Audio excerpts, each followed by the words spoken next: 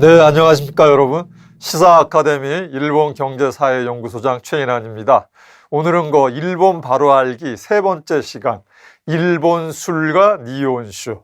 그래서 니혼슈의 세계에 대해서 공부하겠습니다. 네, 제 소개는 요거 한번 참고해 보시고요. 네, 바로 오늘은 니혼슈가 오늘의 테마인데, 니혼슈를 일본어와 일본 문화를 통해서 배우는 니혼슈입니다. 그래서 니혼슈를 좀 공부를 깊이 하다 보면 지방이 튼튼한 일본, 그리고 제조업이 강한 일본을 우리가 조금 살펴볼 수 있고요. 그리고 니혼슈가 하나의 산업으로 정착이 된 것은 물론 뿌리는 전통주지만 일본의 고도 경제 성장과 함께 니혼슈 시장이 좀 급팽창했다는 거, 그거를 좀 한번 이해할 수 있을 것 같습니다. 네, 그래서 오늘은 이제 니혼슈. 그래서 제가 처음 장면에 말씀드린 것처럼 일본 술과 니혼슈가 이제 한자로는 여기 나온 것처럼 일본주, 일본 술주자가 되는데, 여러분 요거 보시면 알겠지만 아까 제가 일본 술하고 니혼슈 그랬는데, 우리 일본어를 조금 공부해 보신 분은 요런 차이가 있겠구나 라고 아마 아실 거예요. 그래서 오늘은 저 술주자는 흔히 사케로 발음된다는 건 다 아실 거고, 이제 차이는 요겁니다. 니혼노 사케하고 니혼슈하고 차이가 뭔가를 이제 설명을 하는 건데, 일본의 술 하면은 일본에서 생산되는 술들을 말하는 겁니다. 예를 들어서 우리나라 기준도 마찬가지입니다. 일본 대신에 만약에 한국의 술 하면, 한국에서 생산되는 우리의 술 하면은 한국의 전통주인 막걸리라든지 소주라든지 또는 맥주라든지 모든 종류에 포함이 되는 게 일본의 술이란 뜻이 되겠고요. 한자어로 일본주, 현지 일본 발음으로는 니혼슈 그러면은 이거는 고유명사입니다. 이거 자체가 니혼슈, 고유명사. 뒤에 이제 나중에 구체적으로 여러 가지 설명을 드리겠지만, 니혼슈 하면 간단하게 설명을 일단 먼저 드리면은 쌀로 빚은 술. 우리나라로 하면은 경주법주 이런 거 있지 않습니까? 청주를 말하는 거거든요. 그래서 니혼슈는 청주, 쌀로 빚은 술이다 라는 걸 먼저 염두에 두시고, 이제 여기 이제 몇 가지 이제 여기 있네요. 청주는 한자로는 이제 세이슈 이렇게 되고, 청주 중에서 가장 대표적인 브랜드, 그러니까 우리나라 좀 연세 드신 분들 이제 좀 아실 텐데 정종 이렇게 많이 쓰거든요. 정종은 청주 중에서 대표적인 브랜드의 하나다라고 아시면 되겠고, 제가 아까 말씀드린 게 니혼슈는 쌀을 재료로 해서 만든 술이라고 그랬잖아요. 그래서 한자로는 쌀 밑자죠. 코메 그러는데, 이제 그런 기본적인 단어를 통해서 이제 니혼슈 개념을 일단 이해를 하셨고요. 이제 요거는 작년 2020년이 원래 코로나가 없었으면은 7월에 도쿄올림픽이 열리는 해였거든요. 작년에 이제 원래 여러 가지로 일본에서 경기장도 짓고 사회 인프라 건설도 하고 투자를 무척 많이 했는데, 이 소비시장, 특히 술 시장에서도 원래는 올림픽을 겨냥해서 술 메이커들도 굉장히 준비를 많이 했다고 합니다. 그 중에서 대표적인 게 한 병에 5만 원 하는, 우리나라 돈으로 하면 환율을 계산하면 한 55만 원 정도 하는데, 다부류라고 해서 아주 최고급 한 병에 55만 원짜리 55만 원이죠. 술까지 준비를 했는데, 작년에 하여간 올림픽이 연기되는 바람에 올 7월로 지금 재연기가 됐는데, 지금 코로나가 쉽게 지금 좀 잡히지 않고 있어갖고 어떻게 될지 좀 지켜봐야 될 것 같습니다. 네, 그래서 요거는 이제 제가 한 2, 3년 전에 니혼슈 자료를 만들기 위해서 일본 지역을 좀 이렇게 다니면서 일본에 다녀보면은 곳곳에 전통 술 박물관들이 꽤 있거든요. 이런 술 박물관들도 있고, 또 큰 술 메이커들은 자체적으로 술 박물관과 함께 이제 기념품 매장을 만들어 놓는데, 이 지금 사진도 그 중에 하나입니다. 이게 전통주인 니혼슈를 만드는 장면 중에 하나입니다. 뒤에도 몇 가지 장면을 더 보여드리도록 하겠습니다. 그래서 먼저 제가 앞에 일본어 한자, 일본어 단어를 통해 갖고 이제 니혼슈를 공부를 했는데, 그럼 여기서 이제 우리나라 분들 중에서도 술을 좀 즐기시거나 꽤 관심이 있는 분들 중에서는 이제 오해가 생기거든요. 그거 다시 말씀드리면은 기본적으로 일본어도 배경은 한자이기 때문에 한자를 사용하는데 같은 일본어 한자라도 우리나라하고 일본에서 쓰는 그 개념이라든지 좀 정의가 약간 달라요. 그래서 그거를 혼용을 하면서 약간 이제 오해가 빚어져서 지금 요 단어 이제 일본 국어사전을 보면서 좀 하면 정리를 한번 정확하게 하겠습니다. 여기 보면 이제 술주자, 흔히 이제 사케라는 거는 많이 아실 거고요. 그래서 사케는 일본의 국어사전으로 어떻게 되냐면 제가 쌀 밑자라고 말씀드렸죠. 그럼 사케라고 하면 쌀과 코지는 이제 누룩이라는 거거든요. 그러니까 술을 만들 때 이제 발효를 시켜야 되기 때문에 그 누룩을 넣어갖고 쌀하고 같이 발효를 하거든요. 그래서 사케라고 하면 쌀과 누룩으로 양조한 일본 특유의 알코올을 포함한 음료다. 알코올을 포함한 술이란 뜻이죠. 그래서 적정량을 마시면 취한다라는 뜻이 되겠고 바로 중요한 건 요겁니다. 일본의 국어사전의 정의로 볼 때는 기본적으로 술, 사케 하면은 니혼슈를 말한다는 거예요. 기본은. 니혼슈. 그러니까 사케는 원래의 의미는 청주, 쌀로 빚은 술, 니혼슈를 말하는 게 사케다. 다만 이제 여기서 이제 오해가 생기는데 일본 국어사전에도 이렇게 돼 있습니다.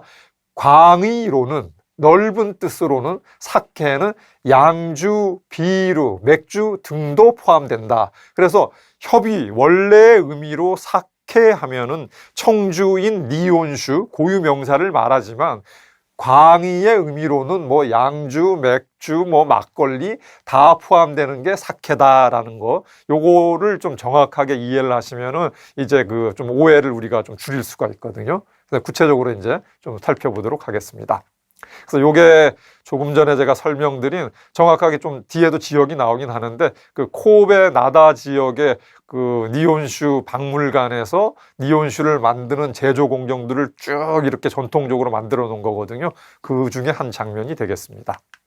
네, 그래서 그 니혼슈의 이제 그 역사에 대해서 좀 설명을 드리면은 일본 각지에는 사카쿠라라고 있습니다. 이거는 이제 술 주자에다가 장 해갖고 술을 만드는 양조장으로 이해를 하시면 됩니다. 근데 이제 술을 만드는 양조장이 이제 근대 이제 산업화되면서 그 양조장 자체가 하나의 술 회사의 이름이 되거나 또는 술 회사의 대표적인 상품 브랜드가 되는 경우가 많았거든요.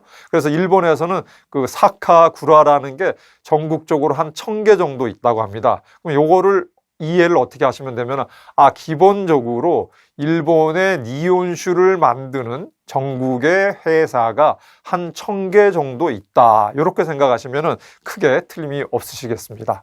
그래서 일본의 그 니혼슈가 어떻게 생겨서 어떻게 대중적으로 산업화가 되고 한 그 역사를 쭉 보면은 일본인들의 문화를 알 수가 있거든요. 그럼 다시 말씀드리면은 전 세계적으로 와인 하면 프랑스, 위스키 하면 영국, 스코틀랜드죠. 그리고 맥주 하면 독일. 그래서 주요 선진국이라든지 역사가 오래된 나라들은 기본적으로 그 나라를 대표하는 아주 술이 있습니다. 그럼 일본을 대표하는 술은 니혼슈, 쌀로 빚은 청주라는 걸 일단은 염두에 두시면은 일본에 왜 그러면은 일본을 대표하는 술이 쌀로 빚은 니혼슈가 됐냐?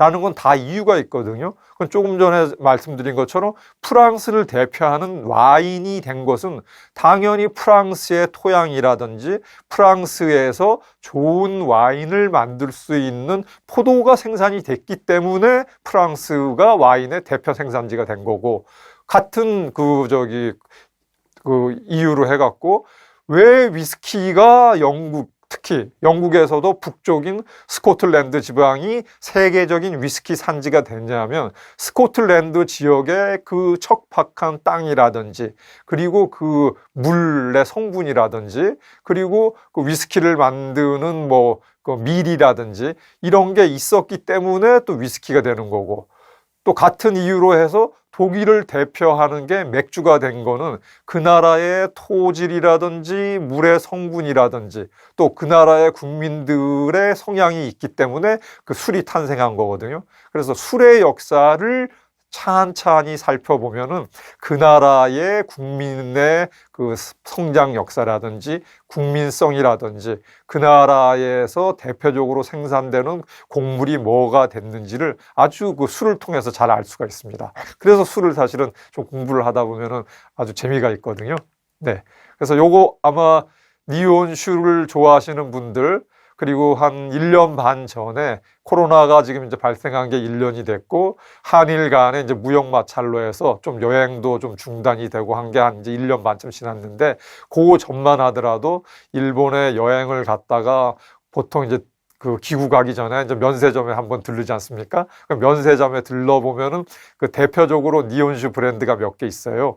요 백학도 그 중에 하나죠. 하쿠쭈루라고 그러는데, 흰 백자에다가 흰 백에 학이 되겠죠. 그래서 하쿠쭈루, 니온고로는 이제 하쿠쭈루가 되는데 아주 일본의 니온슈를 대표하는 대중 브랜드 중에 하나가 되겠습니다. 네, 그래서 니온슈를 이제 조금 전에는 그 단어를 통해서 살펴봤는데, 그거를 조금 더 구체적으로 알기 쉽게 한번 설명을 정리해 보도록 하겠습니다. 그럼 니온슈는 어떻게 정의되느냐? 기본적으로 니온슈는 쌀을 발효시켜 만든 양조주이다. 그리고 일본의 전통술의 한 종류이다. 이렇게 이해하시면 되겠고요. 그래서 주세법 기준으로는 청주로 분류됩니다. 그러면 기본적으로 니온슈는 전통적으로 일본의 보통 사람들이 부르는 명칭이 니온슈인데, 그게 주세법적으로 어떤 그 상표가 돼 갖고 뒤에 이제 보여드리겠습니다. 그 주세법 기준으로는 청주로 분류된다. 이렇게 이해하시면 됩니다. 그러면 청주 이코르 니온슈, 이렇게 하시면 되겠고요. 그리고 전통술에는 기본적으로 니온슈가 전통주이지만 일본의 전통주로는 이제 미링이라는 게 있고요. 조미료로 쓰는 달콤한 술. 근데 아마 일본의 드라마라든지 영화 같은 거 좀 가끔 이제 즐겨 보시는 분 있으면 이해가 되실 텐데, 그 이제 음식 같은 거를 만들 때 이렇게 니온슈 병 같은 거에다 이렇게 국이라든지 찌개에다가 붓는 경우가 있거든요. 요게 이제 바로 미링이 되겠고요.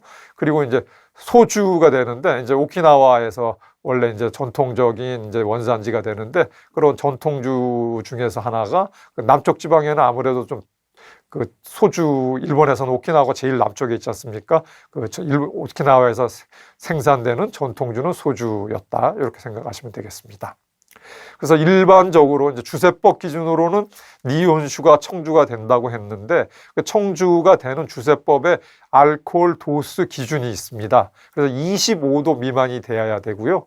그리고 그 합성 청주의 경우에는 16도 미만. 그러면 일반 니온슈하고 합성 청주는 조금 더 차이가 나는데, 무슨 차이가 있느냐? 그건 좀 뒤에 다시 좀 상세히 설명을 드리도록 하겠습니다.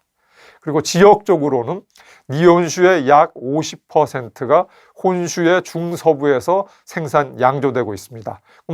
혼슈라고 하면은 여러분들 다 아시겠지만 일본이 큰 4개의 섬으로 되어 있다는 건 아시죠? 그 제일 위에 이제 홋카이도, 혼슈, 그 다음에 큐슈, 가운데 있는 작은 섬이 시코쿠, 이렇게 4개가 되어 있는데, 그 니온슈가 가장 많이 생산되는 지역은 본섬, 혼슈에서도 그 중부 지역 쪽에 있는 그 효고현의 대표적인 도시가 코베시거든요. 현청이 있는, 효고현의 현청이 있는 곳이 코베시인데, 그 코베시의 나다 지역에서 한 30%가 생산이 되고 있고, 제가 오늘 지금 보여드리고 있는 술 박물관 그 제조 과정의 사진들도 다 요 나다 지역에 있는 박물관 사진입니다.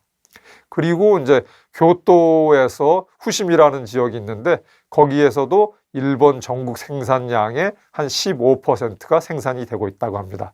그러면 코베 지역의 나다와 교토의 후심이 이 두 곳을 합쳐갖고 한 45%, 일본 전국 생산량의 45%니까 굉장히 많은 양이 일본 그 본섬, 혼슈의 중서부에서 생산되고 있다. 이렇게 지역적으로 이해하시면 되겠습니다.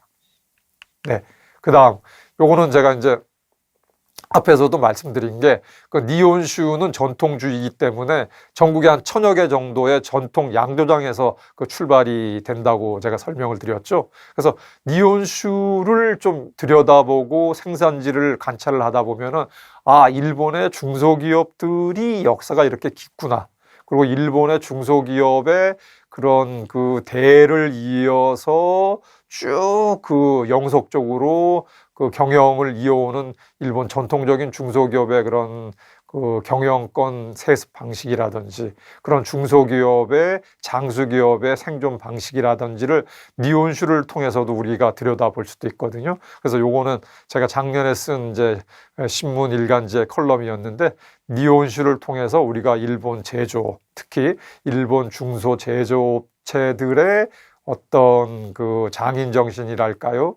아니면은 시대 상황이 바뀌는데도 불구하고 그 역사가 오래된 대표, 이따가 제가 오늘 켄 BC라고 이제 설명을 드릴 텐데 그런 거는 1500년대 초반에 그 만들어진 거니까 벌써 500년 이상의 역사를 갖고 있거든요. 그래서 니혼슈 하나만을 잘 들여다보더라도 일본 중소기업의 역사, 그리고 일본 장수기업의 그런 어떻게 그 수백 년 동안 경영 환경이 계속 변화가 되고 있는데도 불구하고 기업이 영속할 수 있었느냐를 우리가 좀 관찰을 해볼 수 있거든요. 그래서 중소기업이라든지 어떤 기업의 경영권 그 세습이라든지 이런 거에 관심이 있으신 분들은 그 일본의 니혼슈 메이커들을 좀 조사를 해봐도 좋은 참고 사례를 많이 찾을 수 있겠습니다.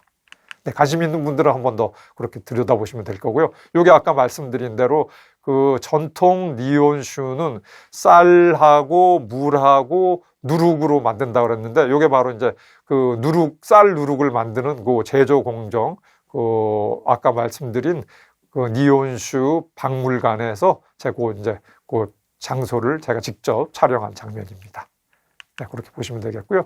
그래서 다시 이제 그러면 니혼슈는 쌀로 빚은 거라고 했는데 어떤 원료로 구성이 되어 있는지를 한번 들여다보겠습니다. 그래서 니혼슈의 주요 원료는 쌀과 물과 누룩이다. 이 세 가지로 돼 있다라는 걸 아시면 되겠고, 근데 여기가 이제 쌀과 물과 누룩은 전통적으로 예전에 아주 그 개별 지역에서 사람이 직접, 그럼 소위 얘기하는 이제 술장인이라고 그러는데 이따 한자도 나올 겁니다. 토지라고 그러거든요. 말하자면 그 양조장의 총장인, 술장인이죠. 제조 책임자면서 가장 술을 잘 만드는 사람.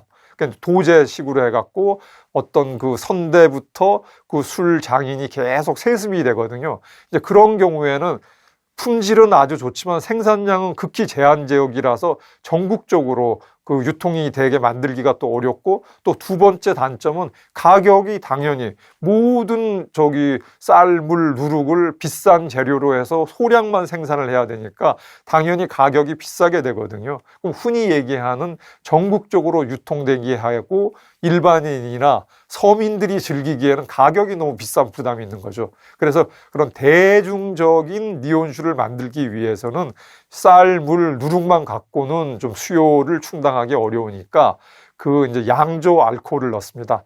그 양조 알코올로 해야지 빨리 발효를 시키고 대량 생산이 가능하거든요. 그래서 이렇게 양조 알코올, 뭐 산미료라든지 조미료, 아미노산 같은 이런 부성 원료를 많이 넣으면은 이제 가격은 다운이 되고 생산량은 늘게 됩니다. 그래서 이제 그게 고급 니혼슈하고 이제 중급 니혼슈, 이제 보통 니혼슈는 이제 그 구분하게 되는 이제 기준 원료의 차이가 되거든요. 그 원료의 부분은 조금 뒤에 우리가 다시 이제 설명을 제가 드리겠습니다. 그래서 우리가 조금 하나 좀 오늘 제가 설명을 드리고 싶은 거는 좋은 니혼슈가 생산되는 지역은 좋은 쌀과 좋은 물과 좋은 공기가 필요하다라는 요거를 한번 이제 염두에 두시면 될 것 같아요. 그래서 한 2, 3년 전까지만 해도 그 와인 붐과 함께 국내에서 니혼슈 붐이 한 10년 정도 굉장히 수요가 많아졌거든요. 그래서 우리나라 그 좀 술 좋아하시는 분들 중에서도 뭐 지금도 이제 이자카야 많은데 그 이자카야에 가서 좀 보통 대량 생산되는 술 말고 본인이 뭐 여행지에 갔다가 좀 기억이 되는 술이나 아니면 드셔봤던 술 중에서 어떤 지역에 무슨 브랜드가 정말 맛있고 좋던데요. 혹시 이 가게에서 그 브랜드를 갖고 계신가요? 이렇게 이제 주문해서 저기 술을 찾는 분들이 많아질 정도로 좀 그 마니아층이 생겼었는데, 여기서 이제 바로 중요한 게 그겁니다. 좋은 니온슈가 생산되는 지역에 원료적으로 볼 때는 당연히 재료가 쌀이니까 쌀이 좋아야 되고 물이 좋아야 되고 공기가 좋아야 됩니다. 왜 공기가 좋아야 되냐면은 쌀을 발효를 시켜갖고 니온슈의 이제 원료를 만드는데 그게 하루 이틀에 되는 게 아니라 숙성 기간이 필요하지 않습니까? 그럼 당연히 숙성이라는 거는 공기가 이제 되고 시간이 걸리는 거기 때문에 좋은 니온슈가 생산되는 지역은 쉽게 보면은 아주 산천이 좋다는 거죠. 산과 물이 좋은 동네에서 좋은 쌀이 나고 공기가 좋고 좋은 물이 있는 곳. 그래서 역으로 여러분들 이렇게 생각하시면 됩니다. 일본에 이제 아마 이제 코로나가 이제 종식이 되면 제 예상으로는 빨라도 한 3분기, 올 3분기가 돼야 될 것 같은데, 좋은 니온슈 브랜드가 있는 곳은 일본의 아마 지역명이나 지리를 잘 모르신다고 하더라도 어느 지역에 무슨 니온슈가 좋다라는 그 얘기를 만약에 들으시면은 그 니온슈의 본고장은 굉장히 자연 경관이 좋은 곳이다. 그리고 천연적으로 나오는 그 물이 굉장히 먹기에 좋은 아주 좋은 생수다라고 생각하시면은 100% 정확합니다. 그래서 우리 이제 오늘 니온슈를 공부하면서 저희가 오늘 이제 굳이 니온슈를 공부하는 게 꼭 술을 먹겠다는 니온슈를 공부하려는 게 아니라 니온슈를 통해서 좀 일본의 문화라든지 일본의 자연과 지리 그리고 일본 그 사람들의 어떤 풍습이라든지 전통이나 관습, 일본 중소기업의 역사 이런 거를 조금 깊이 우리가 알자는 게 사실은 오늘 공부의 목적이거든요. 그래서 니온슈가 좋은 곳은 기본적으로 자연 상태가 굉장히 좋은 곳이다 라는 거를 염두에 두시면 이것도 거의 틀림이 없으시겠습니다. 네, 그렇게 이제 이해하시고요. 이제 우리가 또 그 와인도 마찬가지인데 일정 단계 이제 와인을 계속 즐기다 보면은 쉽게 저도 뭐 와인을 깊이 잘하는 건 아니지만 크게 보통 사람 기준으로 볼 때는 조금 부드럽고 달콤한 와인을 좋아하는 조금 초보자들, 이제 비기너라 그러는데 그런 상태가 있고, 이제 그게 조금 이제 그 마니아층이 되면은 뭔가 그 좀 떨떨하거나 좀 묵직한 와인 맛을 좋아하는 이제 이런 층으로 이제 그 변하게 되거든요. 아주 계속 니온슈도 그런 맛에서는 똑같습니다. 그 초보자들이나 아니면 조금 여성 취향이나 저같이 이제 뭐 그냥 보통 조금 좋아하는 분들은 좀 부드럽고 약간 달콤하고 목에 넘어갈 때 순하게 쑥 넘어가는 게 부드럽고 좋네, 향도 좋네, 이런 이제 니온슈가 되는데, 그 단계를 넘어서 이제 조금 마니아층이 되거나 특별 브랜드를 막 찾는 정도의 이제 그 좀 전문가층이 되면은 뭔가 쌉쌀하고 좀 칼칼하고 이런 거를 좋아하게 되거든요. 그게 바로 이제 그 물 맛에 따라서 그러한 게 달라지거든요. 그래서 그게 바로 이제 경도입니다. 그래서 그 좀 쌉쌀하고 칼칼한 니온슈를 찾는 거하고 부드럽고 좀 순한 니온슈를 찾는 게 요 경도의 플러스 마이너스를 보면은 병에 표시가 돼 있거든요. 그거는 이따가 저기 그 병의 상표의 숫자를 보면서 제가 설명을 드리면은 더 이해하기가 쉬우실 것 같습니다. 네, 그래서 이제 제가 그 조금 전에 설명을 드렸죠.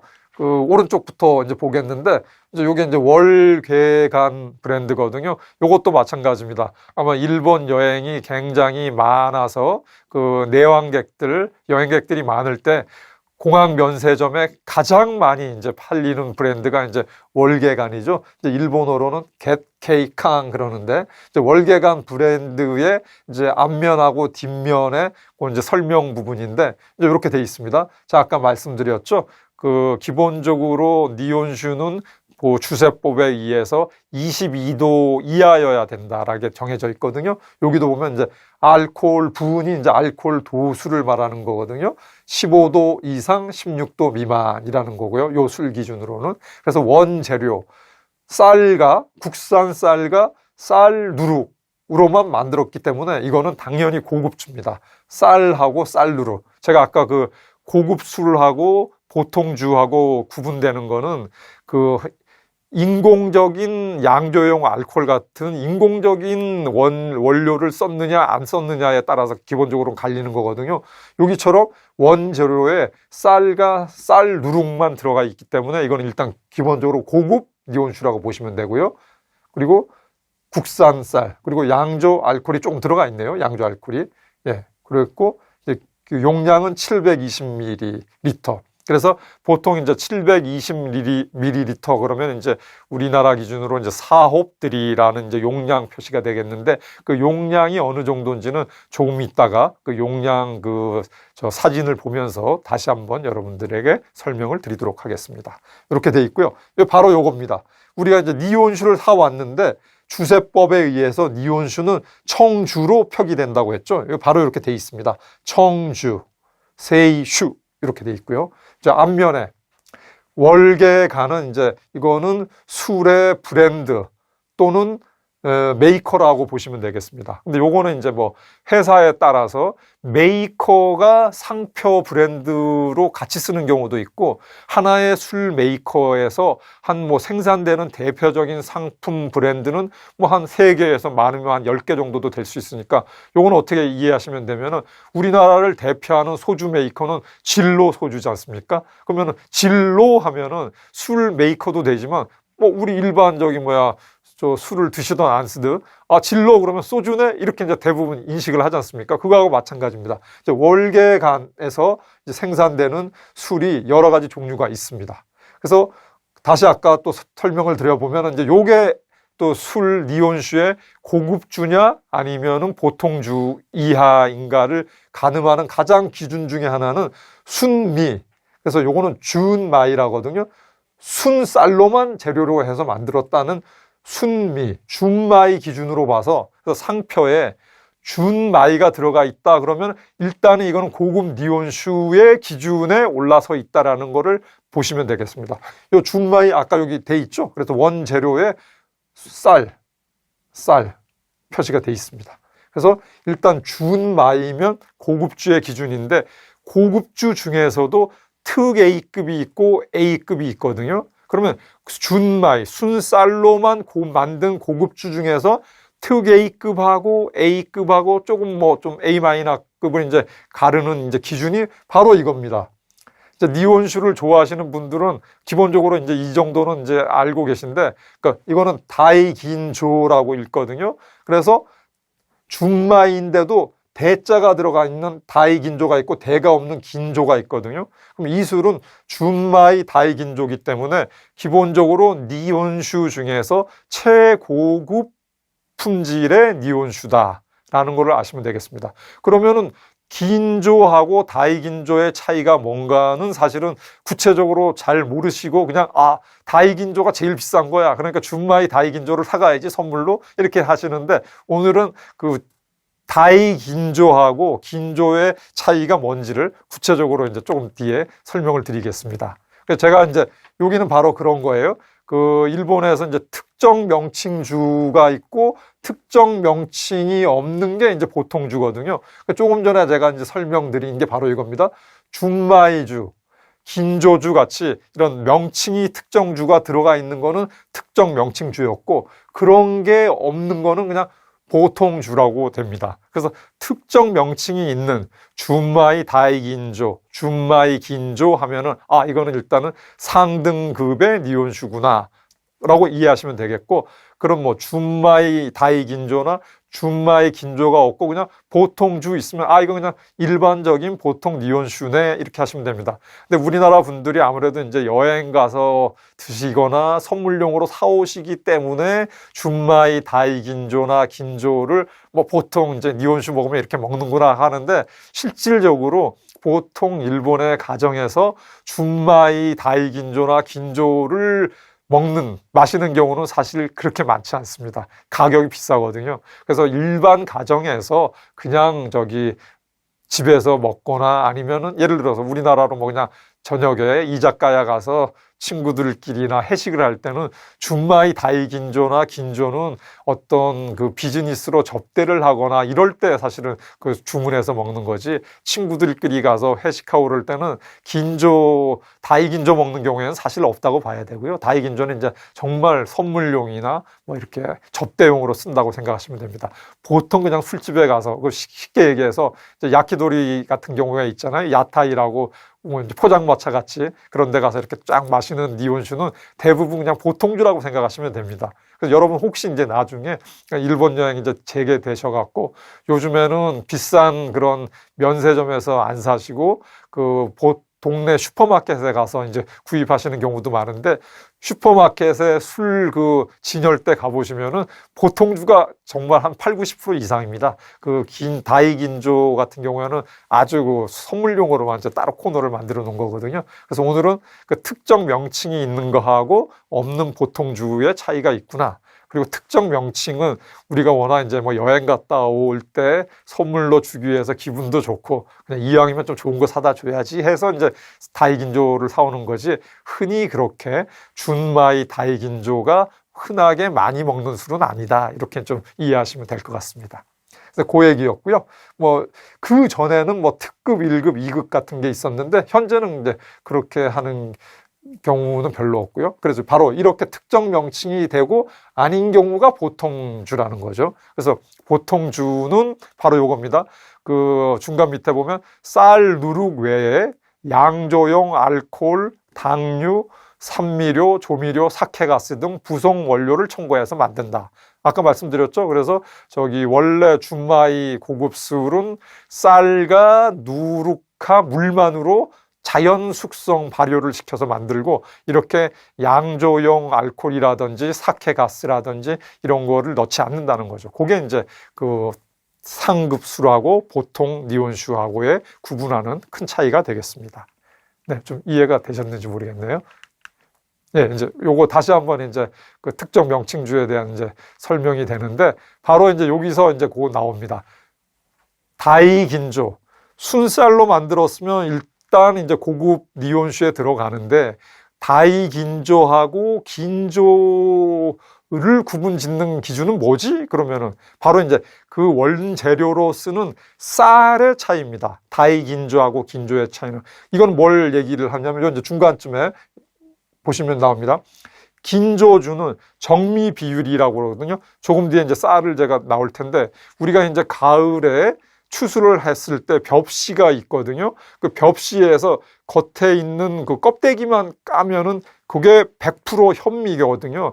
현미는 색깔이 약간 누렇습니다. 껍데기가 좀 이렇게 붙어 있기 때문에 그게 100%의 현미고, 그 현미를 얼마나 깎아내서 술 제조용의 원재료로 사용하느냐에 따라서 그게 이제 정미 비율이거든요. 그 비율에 따라서 다이긴조와 긴조를 구분하게 되거든요. 그럼 기본적으로 쌀 현미 100%에서 40%를 깎아내고 속 60% 미만으로 만들면은 긴조가 들어갑니다. 그래서 60%에서 더 잘라내서 현미의 50% 이상을 깎아내고 속알맹이 50%부터만 사용을 하면은 그게 바로 이제 다이긴조가 됩니다. 그러면 예를 들어서 이렇게 쉽게 설명하시면 이렇게 됩니다.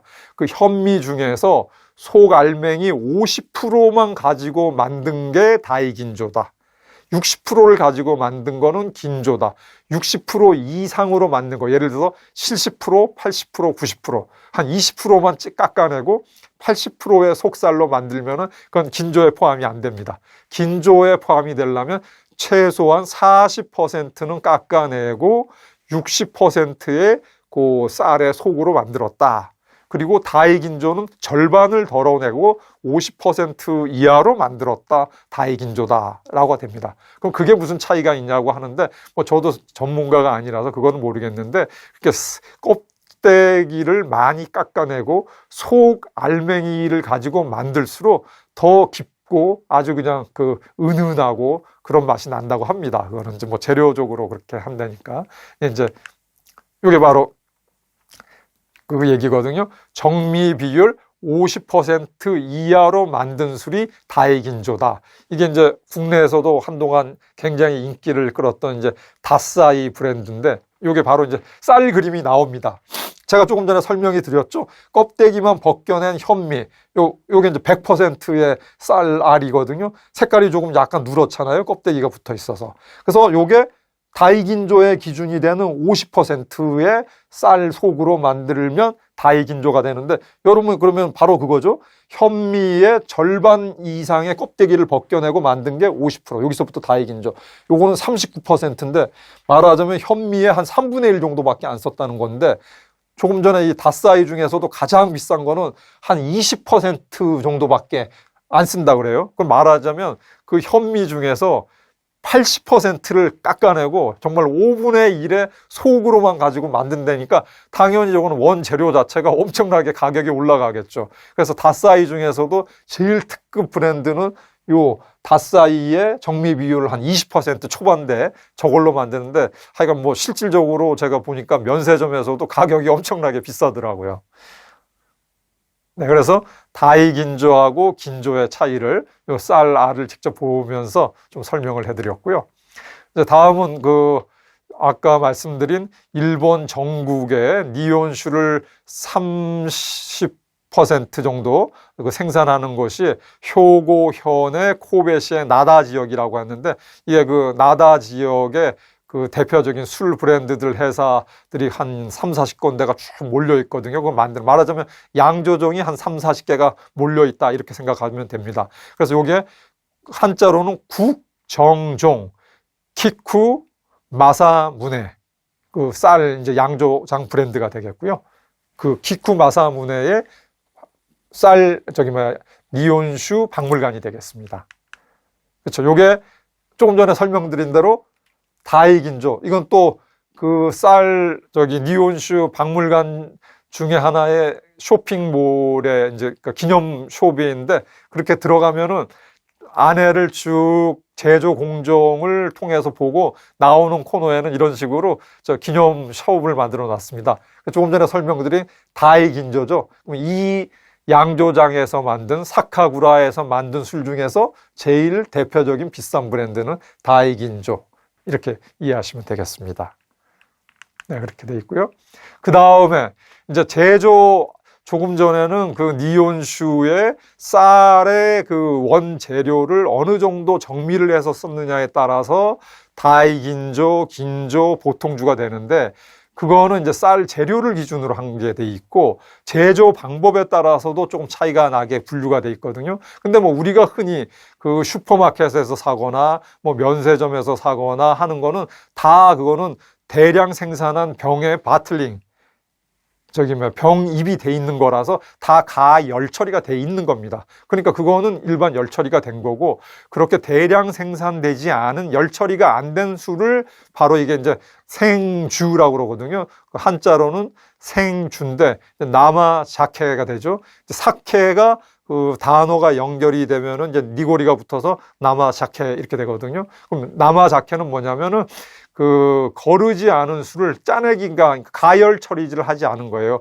제가 아까 보여드린 그 양조 공장에서 이제 숙성이 되면은 이제 뻑뻑한 이제 술 원료하고 술 그 액 같은 게 되는데, 그거를 이제 걸러서 쭉 짜서 그냥 마실 수가 있거든요. 그게 바로 이제 그 생주, 나마자케가 되는데, 이거의 단점은 뭐냐면은 이거는 그 이동하거나 숙성 저장하기가 어렵죠. 왜냐하면 그 이동 과정이라든지 적어도 예를 들어서 생산 시설에서 대도시나 술집으로 이동해서 소비자에게 전달되려면 기간이 뭐 짧게도 한 일주일, 아니면 정말 해외 가져가서 먹으려면 1개월, 2개월, 길게는 뭐 3개월, 6개월, 1년이 갈 수가 있는데, 당연히 나마자케 상태로는 그렇게 그 보관이 안 되지 않습니까? 물류도 안 되고. 그래서 이런 거는 그야말로 동네의 그 양조장에서 바로 만들어서 아마 이제 관광지 같은 데 가면 이게 있습니다. 그 관광지의 동네의 양조장에서 만들어서 바로 그 술집으로 배달을 해갖고 뭐 적어도 하루 이틀 내에 이제 소비가 되니까 이런 경우에는 이제 남아작게 가열 처리를 하지 않고 드실 수가 있는데 이제 그런 게 이제 남아작게라는 거를 이제 이해를 하시면 되겠고요. 그걸 이제 겐슈는 뭐 짜낸 상태에서 말하자면 술 만든 원액만 가지고 하니까 되게 그 도수가 높겠죠. 그 도수가 높은데 그거를 이제 보통은 이제 물을 섞어 갖고 약간 묽게 해 갖고 이제 양을 늘리는 거거든요. 그래서 겐슈는 물을 첨가하지 않으니까 도수가 높은 거라는 거 뭐 이해하시면 되겠습니다. 그리고 또 하나 이제 또 재미있는 게 그 흔히 이제 우리나라에서 전통주 하면은 원래는 막걸리지 않습니까? 한국은 정말 한 오래전부터 이제 탁주라 그러죠. 그 부옇게 되는 막걸리. 근데 이제 일본에도 막걸리하고 비슷한 게 있습니다. 어떤 시골 같은 데 가보면은 막걸리 같이 뽀얗게 이제 탁한 걸 파는데 이제 일본어로는 니고리 자케라고 해서 그렇게 술 파는 경우가 있습니다. 그래서 니고리 자케가 뿌연 한국의 막걸리 같은 경우구나. 그럼 막걸리하고 비슷한 술이네라고 생각하시고 주문하시면 되는데 하나 주의할 점은 우리나라 막걸리하고 일본의 니고리 자케하고는 도수 차이가 굉장히 많이 납니다. 우리나라 막걸리 같은 경우에는 양조장에서 그 원액을 가지고 그 물을 상당수 넣어갖고 막걸리 도수는 아마 여러분 막걸리 병 펴시 보시면 알겠지만 한 5도 정도밖에 안 되거든요. 근데 여기서 지금 설명드린 것처럼 일본의 니고리 자케는 그야말로 겐슈에서 바로 먹거나 물을 넣어도 조금 넣은 상태이기 때문에 적어도 알코올 도수가 뭐 10% 이상, 20도 예를 들어서 물을 첨가하지 않은 경우에는 뿌연 막걸리 같은 상태인데도 마셔보면은 술이 굉장히 독하거든요. 어떤 거는 정말 막 20도 이상 넘어가는 게 있어갖고, 그거는 혹시, 나중에 일본에 관광지 가셔서 아니면 이자카야에 가셔서 한번 드셔보실 때 그 도수가 높다라는 거는 좀 주의를 하셔야 될 것 같아요. 네. 그래서 아까 말씀드린 것처럼 그 술에서 그 경도라고 그러는데 주도로 이게 부드럽고 순한 술을 좋아하시는 분, 그리고 뭔가 나는 좀 칼칼하고 좀 쌉쌀하고 좀 그런 걸 좋아하신다 할 때는 그거는 바로 이 일본 주도 기준의 플러스 마이너스를 보면은 이해할 수가 있습니다. 그래서 이건 이제 일본 청주의 주도라고 하는데 그래서 여기 바로 있습니다. 일본 주도가 마이너스가 될수록 술은 당분이 많아 단맛을 낸다. 그래서 상표에서 일본 주도 부분을 봐서 마이너스면 일단 이건 좀 순하고 단술이구나 이렇게 그래서 그걸 그러니까 달고 순한 술을 좋아하시는 분은 그 술병의 그 상표 표시에서 설명해서 그 마이너스 쪽을 찾으시면 되고, 그게 아니라 나는 좀 쌉쌀하고 칼칼한 걸 좋아해 하시는 분은 플러스 쪽에서도 클래스가 많이 올라가는 걸 좋아하시면 고르시면 되겠습니다. 그건 조금 이따가 제가 직접 상표를 보면서 설명을 한 번 더 해드리도록 하겠습니다. 네, 요게 이제 조금 전에 그 설명인데, 요게 바로 이제 그 뭐 원슈라는 설명이고요. 여기 보시면 알겠습니다. 여기 효고현, 아까 효고현에서 한 30% 생산된다고 했죠. 바로 요겁니다. 정미 비율이 65%다. 그럼 이건 뭐냐면 아까 제가 설명드렸죠. 60% 이하의 쌀 원료를 써야지 긴조, 50% 이하를 써야지 다이 긴조기 때문에 이거는 우리가 흔히 얘기하는 긴조나 다이 긴조에는 들어가지 못하는 거죠. 65%니까. 그죠? 그리고 바로 여기 설명이 있습니다. 니원 주도 플러스 2 하니까 요거는 달고 부드러운 게 아니고 좀 칼칼하고 쌉쌀하면서 좀 강한 술 종류의 플러스 2구나. 그렇게 하시면 되겠습니다. 원재료는 표시가 돼 있죠. 이것도 쌀하고 쌀 누룩이 돼 있네요. 둘 다 국산. 그러니까 흔히 얘기하는 긴조나 다이 긴조는 아니지만 순 국산으로 돼 있고 쌀과 쌀 누룩만 돼 있기 때문에 이것도 사실은 고급 술에 들어가는 거죠.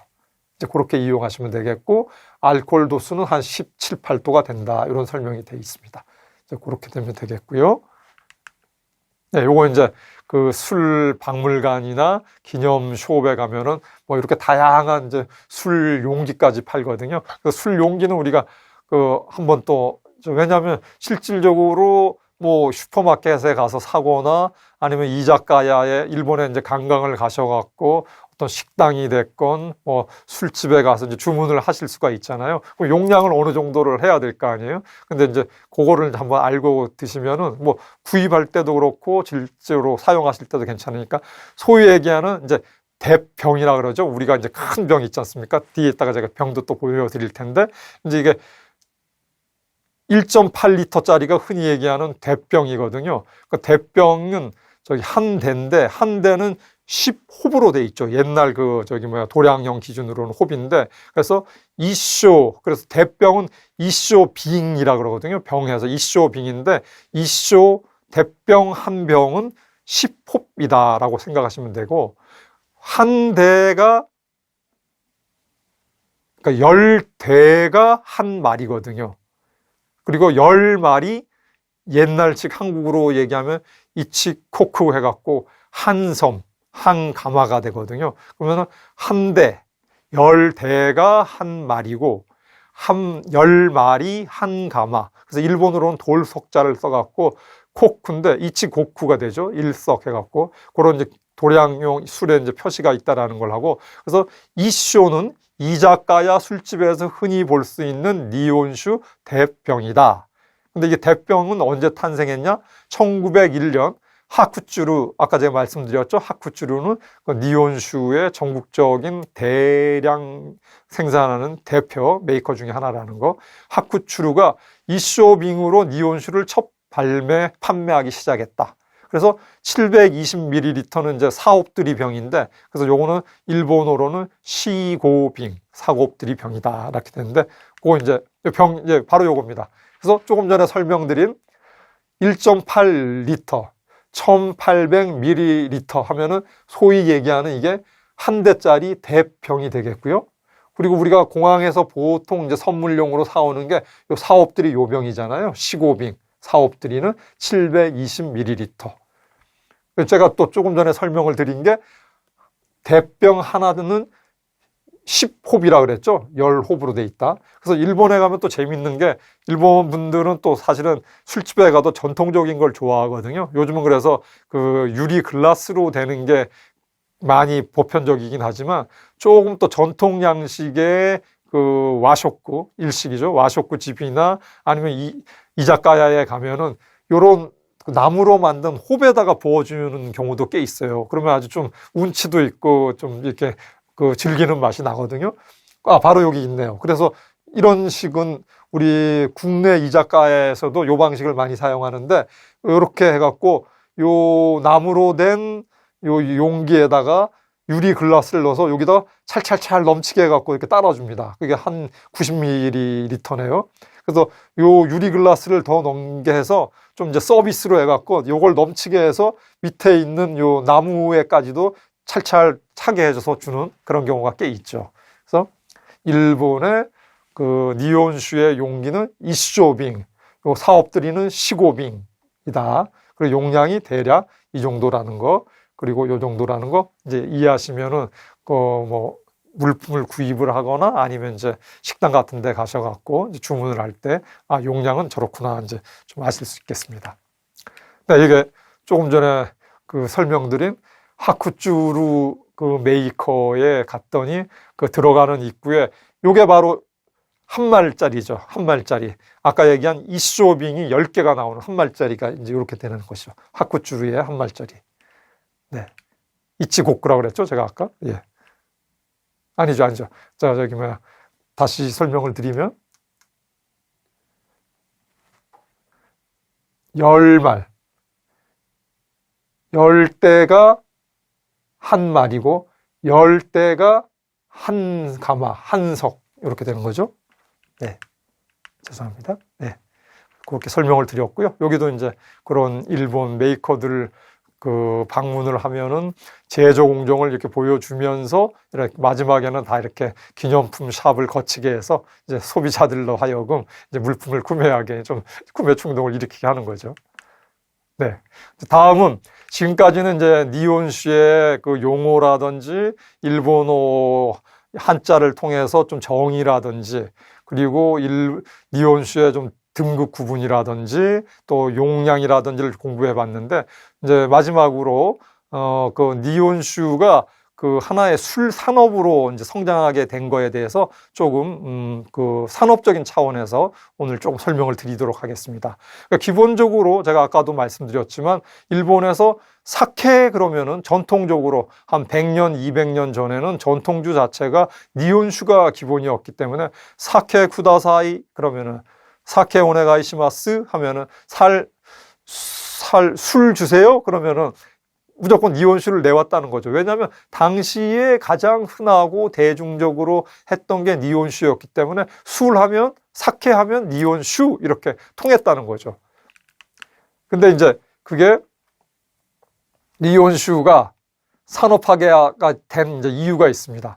왜냐하면 일본이 그 메이지 시대 1868년 메이지 유신 전에는 도쿠가 막부 시대였고 메이지 유신하고 나서 1945년까지는 전체주의 군국주의가 되면서 굉장히 이제 군수산업에는 막 투자를 많이 했지만 보통 사람들의 그 삶의 수준이 그렇게 막 올라간 건 아니거든요. 그리고 특히 그 1900년도 들어오면서는 계속 일본이 그 이제 소위 이제 얘기해서 뭐 우리하고도 이제 좋지 않은 그런 침략 전쟁의 그런 아픈 역사 관계가 있지만 계속 전쟁을 하게 됩니다. 일본이 우리 한반도하고도 하게 되고 중일 전쟁도 하게 되고 동남아 진출도 하면서 동남아하고도 또 하게 되고 또 마지막으로는 이제 일본에서는 이제 태평양 전쟁이라고 그러는데 제2차 세계 대전이죠. 1945년 제2차 세계 대전에 패망하기 전까지는 1900년대 초반이 굉장히 그 군수 쪽에 주력을 하면서 그 쌀 같은 게 많이 생산되거나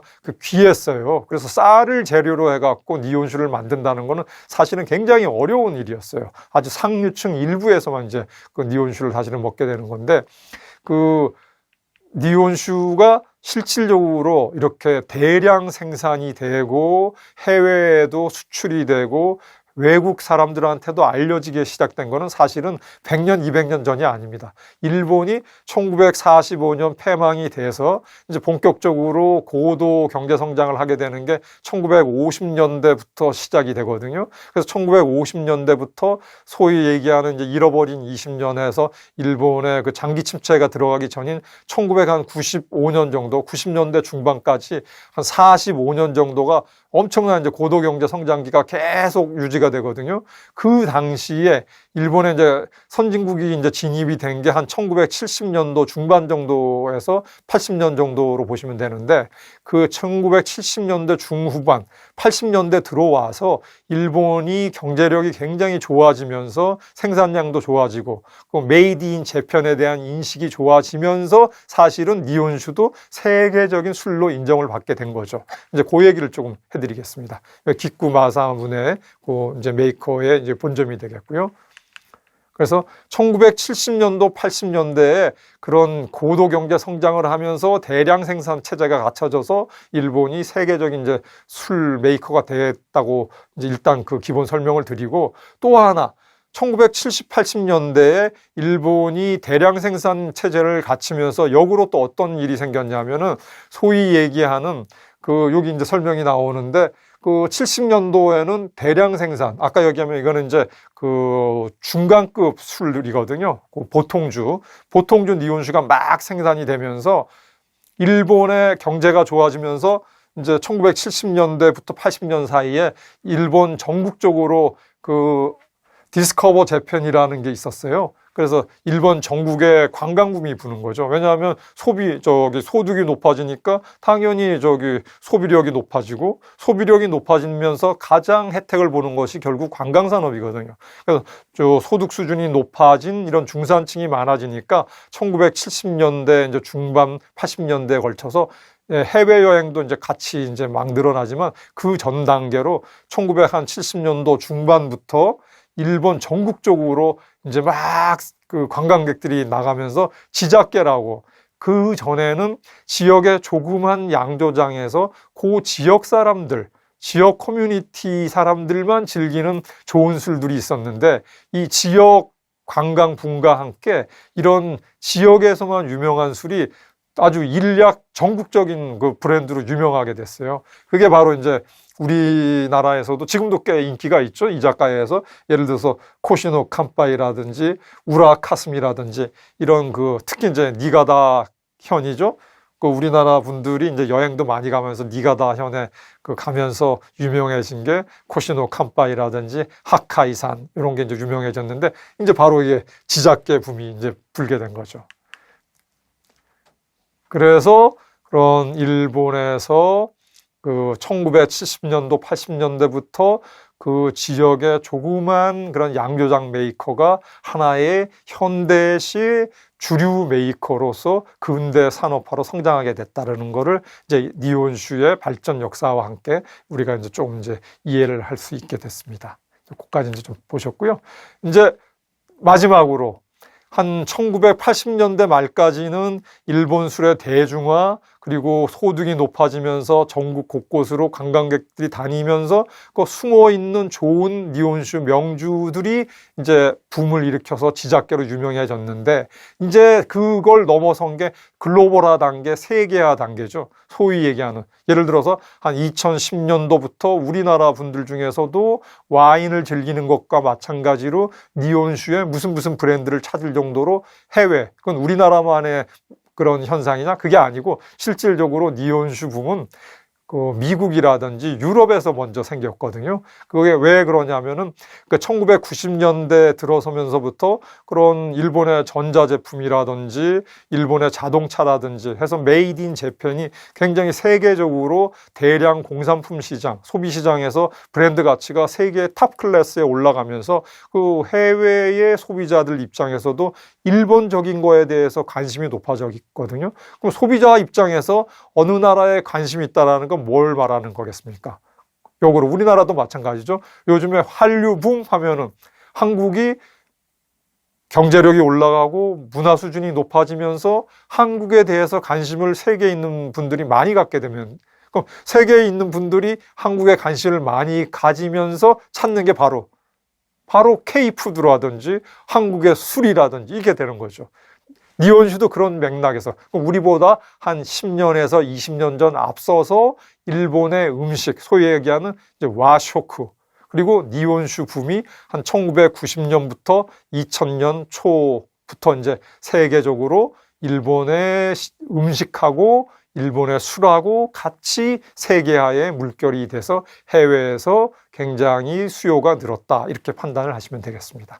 근데 그 니혼슈의 글로벌화 관점에서 이제 재미있는 현상이 하나 있는 게 바로 요겁니다. 이제 쿠라모토가 니혼슈를 직접 만든다. 요 개념은 하나 이제 그 이해하시면은 일본의 특히 이제 술 산업이라든지 그 중소 제조 니혼슈 메이커들이 어떻게 100년 아까도 말씀드렸지만 캔비시 같은 경우에는 그 500년이 넘었는데 그 조그만 그런 메이커들이 국내 경쟁에서도 살아남고 요즘에 해외 시장이 다 오픈이 돼갖고 세계 각국의 온갖 술들이 들어와서 다 경쟁을 하지 않습니까? 뭐 와인도 굉장히 낮은 관세율로 다 들어오고 위스키도 들어오고 맥주도 들어오고 해서 웬만한 경쟁력이 없으면은 사실은 그 술이 생명을 유지하기가 어렵고 그 양조장 메이커가 대를 이어서 존속하는 게 사실 불가능하거든요. 우리나라에서도 그래서 그게 굉장히 이제 중소기업이 어떻게 좀 영속할 것인가 좀 장수할 것인가가 가장 많은 관심인데 그런 중소기업의 장수기업 차원에서도 요 쿠라모토는 굉장히 좀 우리가 주목해 볼 필요가 있습니다. 이건 뭘 말하냐면은 제가 아까 말씀드린 대로 한 1950년 전 초반만 하더라도 지방의 양조장 브랜드에서는 대를 이어서 만드는 주인하고 그 술 기술을 전수받는 술장인, 토지라고 하는데 술장인하고 그 술집 주인하고가 분리가 돼 있었거든요. 근데 1990년대 후반이 들어오면서 이제 이게 하나로 합쳐집니다. 이건 뭘 얘기를 하면은 그 술 회사를 경영 내지는 술 회사를 이제 물려받은 거죠. 경영권을 물려받은 이 젊은 그 후계 경영인들이 자기가 경영만 하는 게 아니라 직접 술 장인이 되는 겁니다. 그러니까 술 장인 플러스 술 후계 경영자가 하나가 일체가 되면서 이 술을 만드는 게 전통 기법으로 만드는 것뿐만 아니라 디자인을 굉장히 현대화한다든지 술 용기를 멋지게 글로벌화의 표준에 맞춘다든지 이래서 쿠라모토가 생기면서 일본의 브랜드가 세계적으로 이제 글로벌화되는 그런 이제 그 계기가 되거든요. 그래서 여기 쿠라모토 토지라는 새로운 형태의 술 제조 경영자들이 등장했다. 그러면서 대표적인 니온슈 브랜드가 주용다이라고 그러는데 14대라는 브랜드가 있습니다. 그래서 저기가 그 그 경영자가, 젊은 경영자가 이제 그 부친으로부터 회사를 물려받았는데 자기가 직접 디자인도 하고 제조도 새로운 방식으로 해서 아주 혁신을 하게 됩니다. 요즘에 이런 브랜드들이 많이 탄생이 되면서 일본 니온슈 브랜드가 세계화됐다. 이렇게 좀 이해를 하시면은 일본 그 니온슈의 현대화, 글로벌화 관점에서 좀 우리가 뭔가 참고할 게 있지 않을까? 저는 좀 그렇게 생각을 합니다. 그래서 요게 이제 그 유명한 요새 국제화, 우리나라에서도 좀 고급 브랜드 좋아하시는 분들 중에서는 요 다사이 브랜드가 아주 좀 인기가 높다라는 거 한번 참고를 하시고, 이제 요게 또 판매되는 거죠. 그래서 제가 요게 설명드린 그거죠. 해외 와쇼쿠 분과 함께 니온슈가 해외 시장에서 굉장히 수출도 많이 되고 잘 팔려 나가고 있다. 그 설명을 드렸고요.